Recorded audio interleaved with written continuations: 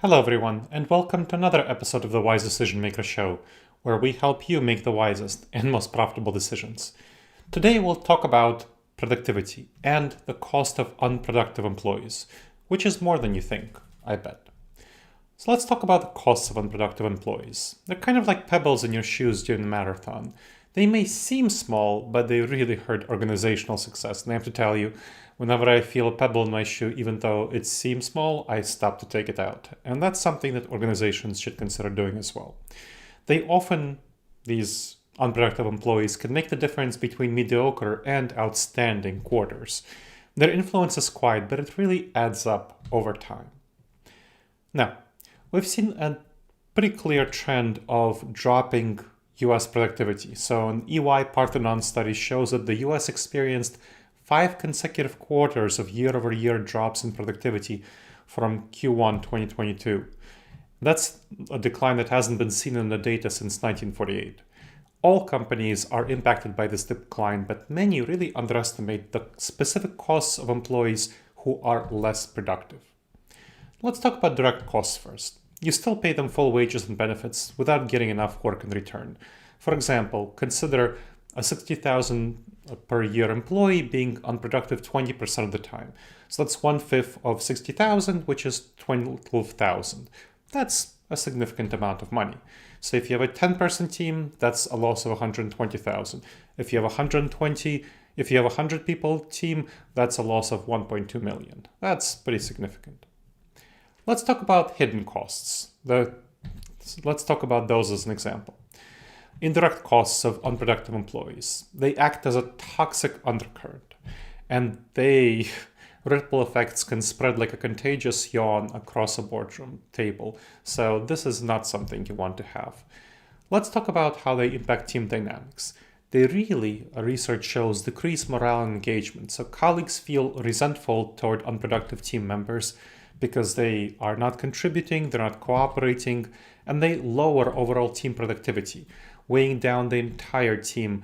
There's more workload than others, causing exhaustion, burnout, so it's beside resentment.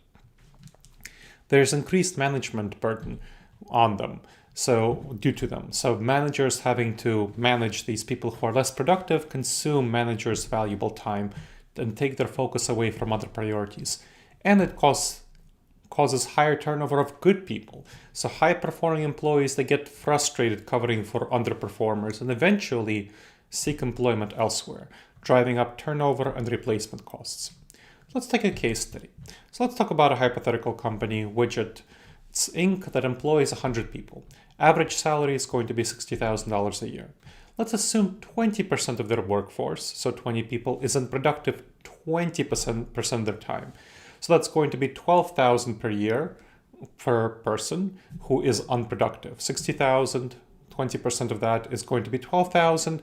And of course, if we take 20% of their workforce, that's going to be 20 people. So 20 people times 12,000 is going to be 240,000 per year in just direct costs alone. Let's talk about hidden costs though, because you might be surprised by how hidden costs compare to direct costs. So let's talk about morale and productivity. Let's assume that the 20% of the workforce that's unproductive is causing just a 10% drop in morale and productivity across the whole team. That's going to be a loss of 600,000 because you have 100 people who are getting 60,000 each. So that's going to be 6 million. And a loss of 10,000 in morale and productivity is going to be a loss of 600,000. That's already more than twice as much as the direct costs. And let's say that managers spend 10 extra hours per week managing unproductive employees, a total of 520 hours per year, and valued an average salary for a manager, let's say it's 80,000, that's going to be another 40,000 lost. And let's say there's an increase in turnover, just 5%, due to unproductive employees, and you need to replace 5 top performers out of those 100 people, and the recruiting and training of each new employee costs around 10,000. So that's going to be a total replacement cost of 50,000. So let's talk about the financial impact. Adding up these indirect costs results in a staggering loss of $930,000 per year compared to the $240,000 that's going to be the direct costs. So this is about 4 times as much as the direct costs. So this is a huge additional cost of these unproductive employees.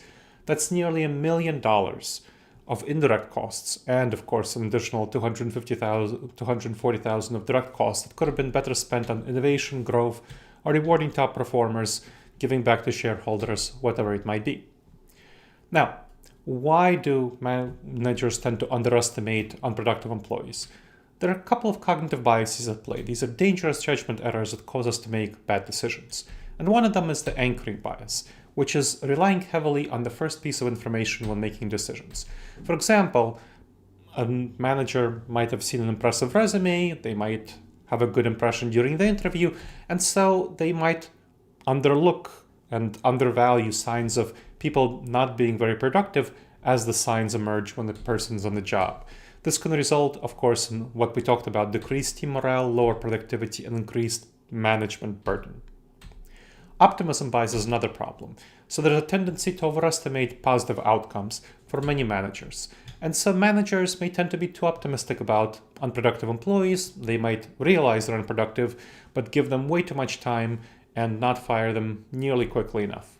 They think the impact is small or will go away soon, and so they see these behaviors as a rough patch, and this can lead, of course, to increased turnover among good employees if not addressed.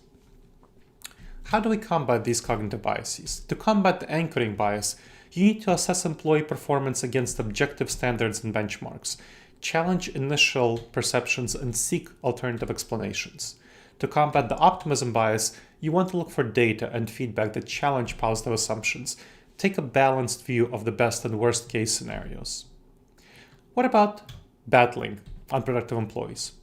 You want to set clear expectations of roles, responsibilities, and performance expectations. Invest, of course, in training and development, in case it's skills and knowledge that don't allow them to excel in their roles, and foster a positive work environment to help employees be collaborative, communicate effectively, and recognize and praise hard work. Now, you want to have regular performance evaluations so that give people constructive feedback, monitor their performance, offer flexible work arrangements. It definitely helps improve productivity and job satisfaction. And you want to eventually get the wrong people off the bus. If you need to, create a 1 to 3 month performance improvement plan. If no improvement, you want to make sure to be ready to part ways with unproductive employees. So, here's the bottom line. Unproductive employees drain resources and morale, and in order to make sure that you have a productive workforce, leaders must recognize the true costs of unproductive employees, overcome cognitive biases that mask issues, and have targeted strategies to combat unproductive staff. All right, everyone. I hope you learned and valued this episode of the Wise Decision Makers Show on the cost of unproductive employees, which is likely more than you think. Please make sure to subscribe wherever you checked out the show and leave a review. It helps others discover the show and it helps us improve the show.